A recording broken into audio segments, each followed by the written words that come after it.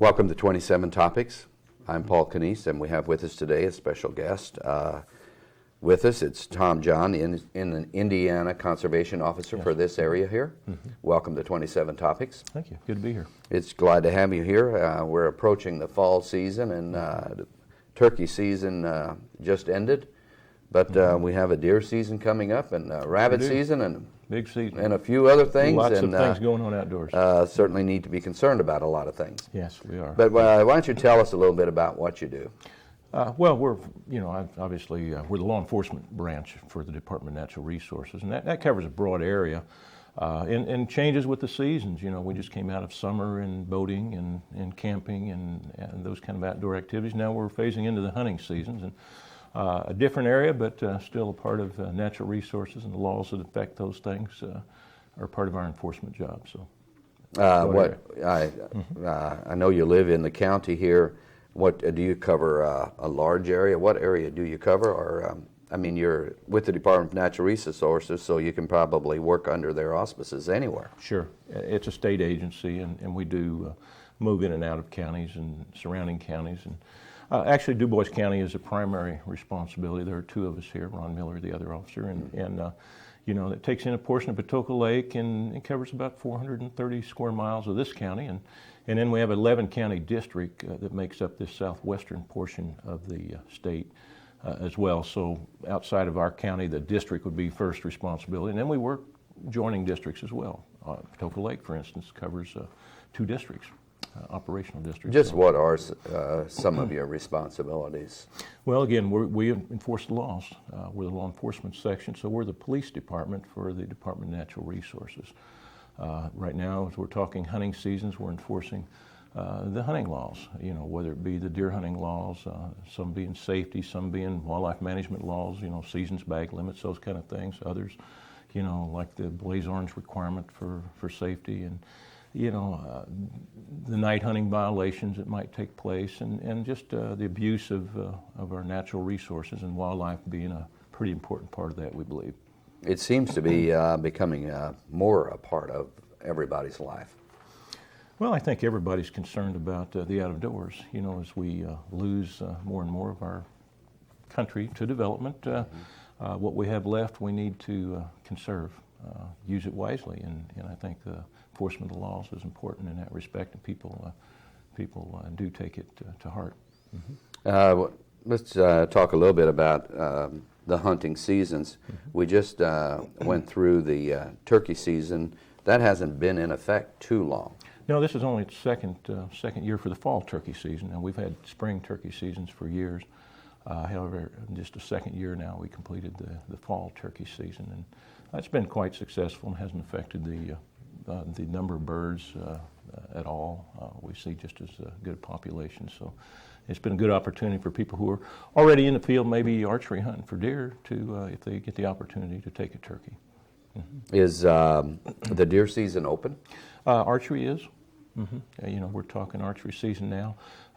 Firearm season will be opened up here real shortly, and of course it runs you know, up into December, and quite a lengthy season now. A lot of opportunity for people who want to get in the outdoors. Is there a limit as to the number that you can take each year? Sure. And that changes periodically. This season yet, it's a one buck rule. So regardless of whether you take it during the archery season or the firearm season, you're allowed to take one buck per year. Now, in addition to that, the antlerless permits that are out there are quite freely available. And this year, for the first time, it actually applies to county per county. Before we had a 4 limit per state. Now you're allowed to take whatever your county allows you to take. And then you can move if you want to the adjoining county and continue to hunt and harvest more antlerless deer. So we have a 3 limit for the antlerless in DuBois County, and then if someone wanted to, they could go over to Orange County and hunt again under the antlerless permits over there. So it's a lot of opportunity, and by far more deer than most people would even be interested in going after. But for those who want to hunt late into the year, they can travel a little bit and take advantage of more time in the field. Now, an antlerless deer is a female deer. We're talking anything with under a 3-inch antler, because it's hard to tell when they're in the younger stages. Rather than call it a buck and a doe, we're calling it an antlerless deer, anything under a 3-inch antler. So if it's large enough that you can see a good antler on it, then it would be considered a buck. If it's under a 3-inch antler, then it's considered an antlerless. So a person, and there's a limit of 3 of those. 3 in this county, and then in addition to that, of course, you've got your that's the 3 general antlerless, and you do have some additional ones under archery you're allowed to take, and extra ones, and there's some special hunts, the military hunts, the state park hunts.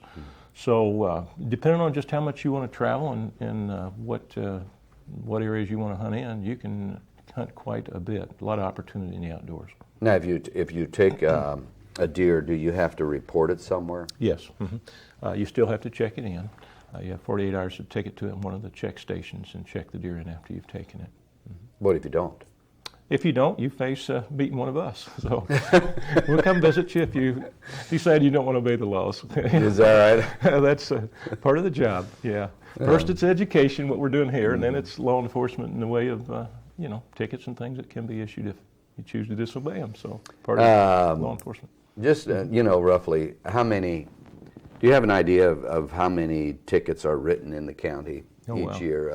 Not what you would think. I don't know the figures, but it would surprise you. The vast majority of the outdoorsmen are law-abiding, great people. Yes, they are. Great people. And some people might get the wrong idea, they carry a gun, they kill animals. That's not true. I mean, they're true sportsmen. They don't harvest. Matter of fact, the reason we have laws today is because sportsmen really wanted those laws imposed on himself to make sure that we have a future in outdoor. We saw in the turn of the century, the 1900s, we had no deer left at all, no turkey left at all. And basically it's because we had no laws and no regulations. And the sportsmen, the people who were there, and they basically forced the laws, legislature to pass the laws so that we had laws to protect the resource, the wildlife. And so it's their laws, and most of them are, by far the majority, are great people who support us and work right with us to make sure that the laws get enforced. And we're grateful for that. A bird that was here too in the early 1900s was a pheasant. Is there any, can they be reintroduced? Well, they could be, but southern Indiana, the habitat, the soil, everything is just not right for them. And of course they've been reintroduced, and they're brought into properties like Glendale Fish and Wildlife Area on a put and take, where they release them and allow hunting there. They just don't do well in southern Indiana. Now northern Indiana is a little different story, but it gets back to you have to have the proper habitat, and everything needs to be right, and we just don't have that in southern Indiana. And quite honestly, in northern Indiana, the population has been down because of farming practices and the loss of those fence rows and ditch banks that were all cleared off years ago for farming purposes. And when that happens, we start losing some species, and the pheasant being one in particular. Quail paid a price too. Are there any birds or animals that you are thinking about bringing back that have disappeared? Or? Well, obviously the turkey was the big picture a few years ago, and that was reintroduced shortly after I came down here to this county. I remember the first release over at Ferdinand State Forest, and tremendous success story. We went to our spring season, to the fall season, and just turkey everywhere now, and that's a great success. Other birds that have been released, the bald eagle was a real success story, and of course we have them nesting in Du Bois County and along the rivers and Patoka Lake, and even over around Huntingburg City Lake a few years ago we had some over in there. The peregrine falcon was a reintroduction project that was a great success in the cities, actually, with the high-rise buildings and the nests on those. Right now, I don't know of any of the birds that are, any future plans right now with birds for reintroduction, but with the right situation and habitat, those things can be brought back, and we're fortunate to have some of those. We've seen. Well, and with conservation and hunting, I think this would probably be a good time to talk about hunter safety for the fall. Yeah, we're always concerned about that. Just what do we need to, how do we need to dress, and what do we need to look out for during this season? Yeah, and I'm glad you brought that up, because we have big concern there, obviously. But before we even get into that, maybe I'll mention that hunting is by far the safest sport literally for number of people out there. You know, we're going to see hundreds of thousands of people go to the field in some way, shape, or form. You know, whether it be rabbit hunting or deer hunting or whatever it might be. And out of those hundreds of thousands, we'll only have a couple of accidents. We'll have a few accidents. So it's safer than football, safer probably than cross country or track when you consider the number out there doing it. But the potential is there for something serious when it happens, and that's why we're you know, extra concerned. And we try and deal with that through some education programs. Hunter education has been a real push over the years, and our department has really had an emphasis on getting the kids educated and brought up into the sport right. And by the way, the majority of the accidents are not by kids. You know, we like to, you know, we blame driving accidents on kids, but when we look at the hunting accidents, statistics show that the average is in the upper 40s age bracket with, you know, 15, 20 years of experience. So it's not the young kids that are causing the most of the accidents. It's the older folks who maybe are a little bit already molded into their ways and a little harder to educate. So the education programs are we feel like the tool to bring up safe hunters. But it is a relatively safe sport, but we'll see every year some really serious accidents involved. And one of the big ones is in the area of tree stand safety. People falling out of trees, you know. I know you hear about that serious injuries. Every year, you know. Yeah, serious injuries from falling out of tree stands. And, you know, when you think about it, you know, even if you're not going that high, you know, that fall, once you know, get over a few feet, it's going to be just as hard as if you were 30 feet in a tree. And, you know, a lot of times you're climbing those things in the dark. You're maybe they're slick and wet, you know, from rain or a little bit of snow. And sleet, usually just a little are this ice. time of the year. Yeah, a little frost on them, and they're icy. And we just, you know, that's one of real concern. And, you know, just using safety harnesses and belts to secure, you know, if you're going to hunt from a tree stand, goes a long way. You know, should be, you know, just should be something. First thought is to get that safety belt harness on, so that you don't end up on the ground. And along with that, you know, when we have those sometimes, you know, somebody falls out of the tree and nobody knows where they're at sometimes. So I'd suggest that if you're going to the field, you're going deer hunting, let somebody know where you're going. You know, let them know pretty much where you're going to be at each time you go out, so that if something does happen, they've got a place to come look for you. If you don't show up, you got a starting place and find a vehicle. And well, it's very easy now with wireless systems. You know, the cell phones and the GPS. It is if it isn't works. GPS something that hunters really are going for now? It's great. You know, technology's great in that area too, but it's only as good as the tool. And it's a tool. You know, it fails. You know, obviously, I live in a cell phone area coverage area that just has none.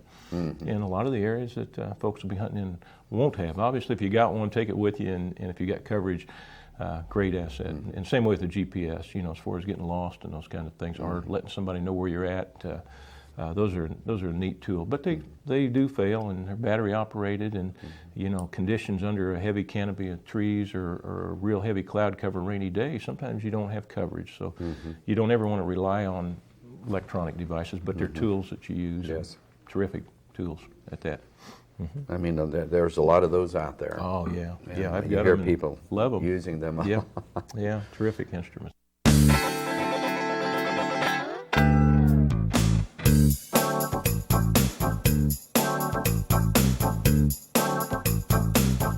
If you or someone you know has a talent to showcase or an event to promote on 27 Topics, please contact this station.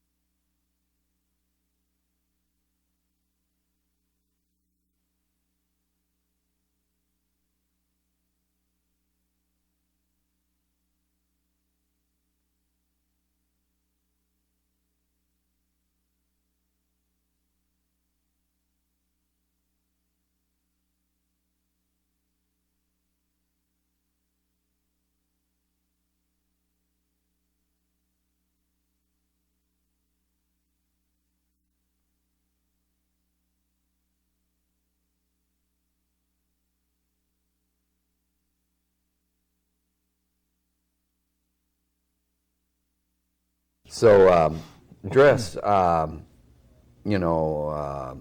should people dress? There's, years ago, you saw everybody that was out there hunting had real bright clothes on. Of course, I don't know if animals can distinguish, but nowadays everything seems to be camouflaged. Well, it does. That's a trend. However, the blaze orange that you're talking about is still a requirement during certain times of the year for certain hunting activities, and deer is one of those activities. Once we get into deer firearm season, it's required that every hunter out there wear blaze orange, an article, cap, jacket, vest, something of solid blaze orange. Even though they may be in camouflage, they still need to wear a cap, a jacket, or something of blaze orange so that they can be seen and so that you can see somebody else that's in your area as well. I mean, it's pretty important.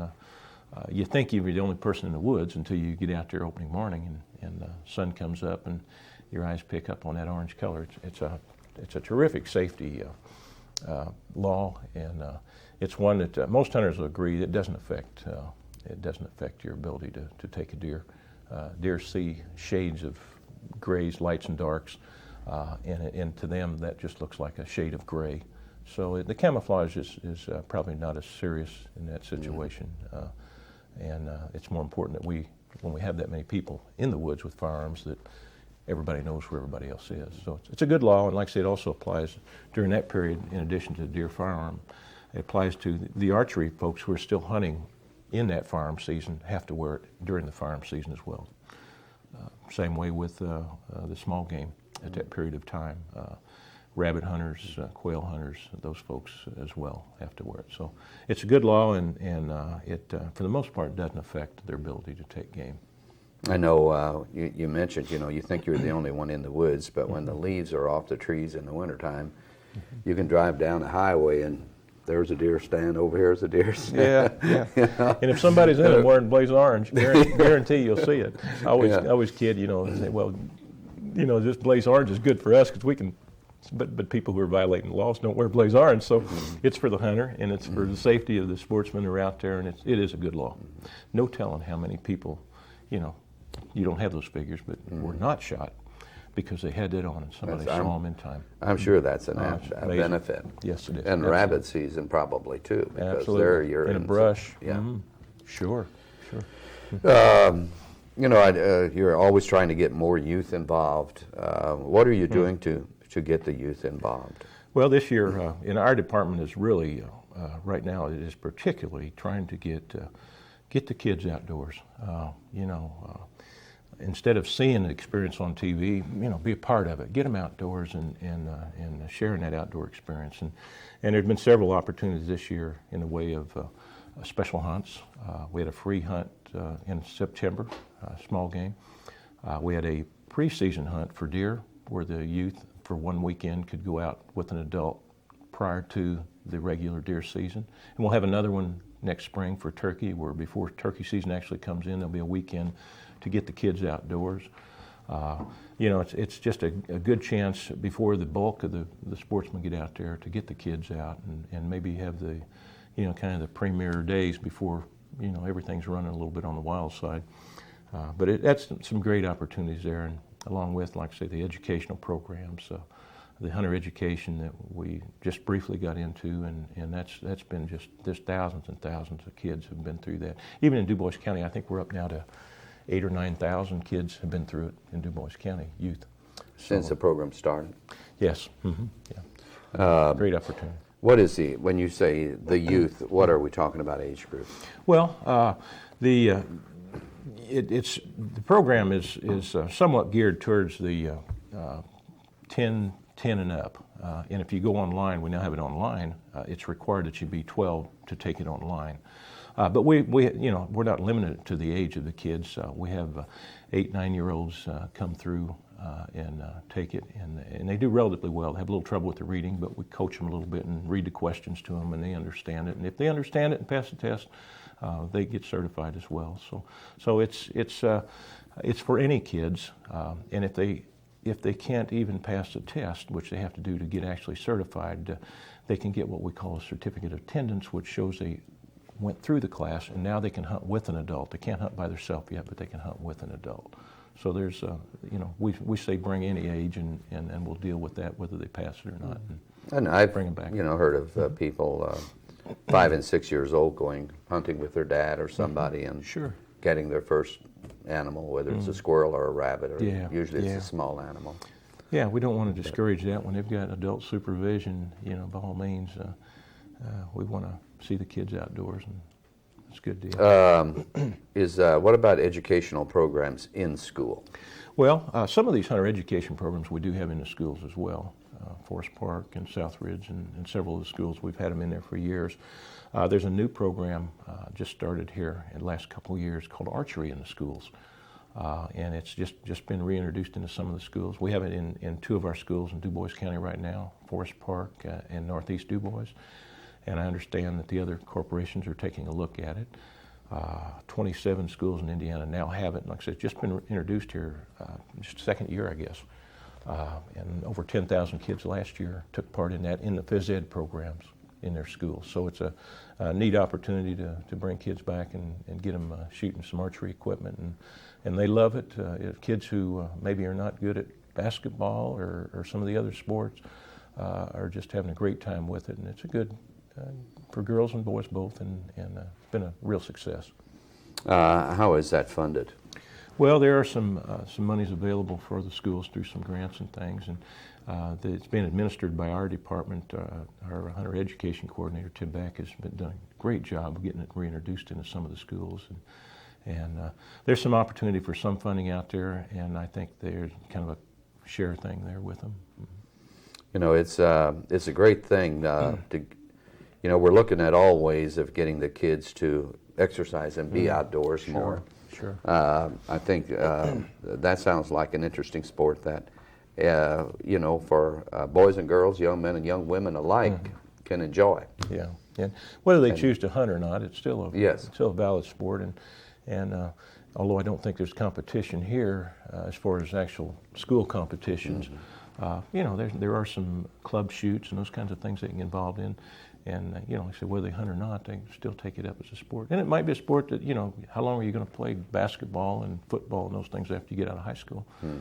A sport like hunting or archery or just target shooting. It's a lifetime. Can be a lifetime sport, absolutely. And I'm sure, I know for the hunting side of it, on the guns, there certainly are plenty of matches around every weekend. In every community, there are these matches that to shoot for meat of some kind. Right. Put food on the table. Sure. So it's, I think it's not a waste to be taught those things. Yeah. But it's comes in handy. Is there anything else that? Well, I was trying to think. As we're talking about education and that. We do have that online program. I think I mentioned that briefly. You mentioned it, yes. It's to get on there. It would be www.hunt/ed.com, and that would put them into a site, and you just click on Indiana, and it takes you to our program. It's a great program, but it's for 12 and older, so the younger kids probably, first of all, they wouldn't be able to pass the test because it's a little more reading, a little more difficult. So we suggest that they take a class, actually a physical class, and we have those. We'll have half a dozen a year. For the kids, a program that we'd really recommend is the shooting sports program through the 4-H. Great program with great people and leadership there, and it involves, in January, 2 weekends of taking the hunter education class, and then from that period on till fair time, they actually do hands-on shooting. They'll do archery, they'll do rifle, pistol, they'll shoot trap with shotguns, just do a little bit of everything. And it's a great program, and it not only gets them the classroom part, but it actually puts the firearm and the archery equipment in their hands and teaches them proper techniques. So that's a real opportunity there. And that's a 4-H program. That is through the 4-H. You join the 4-H too? Well, you do join the 4-H in that program. It's a 4-H project. But it starts with hunter education, and of course anybody can take that, and then choice of whether you move on and take the 4-H program. Even after 4-H fair is over, they seem to have ongoing type programs even now. Yeah. Oh yeah, we actually are going to have one here next week, which will be done by the time this airs, but Yes.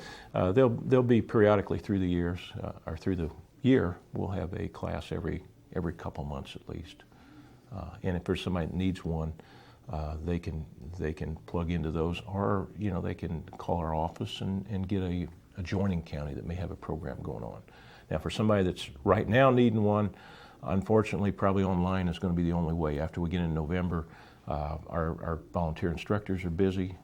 We're pretty busy, and we try not to schedule any classes actually during that November, early December, when things are all outdoors. So try and get the classes earlier, or if you have to have one, you can still get it online. I tell you what, our time is just about up. Is there anything that we missed that you need to touch on, or Well, I don't some know. closing comments? Yeah, just in closing comments, like I say, we have a great group of folks out there in the out of doors.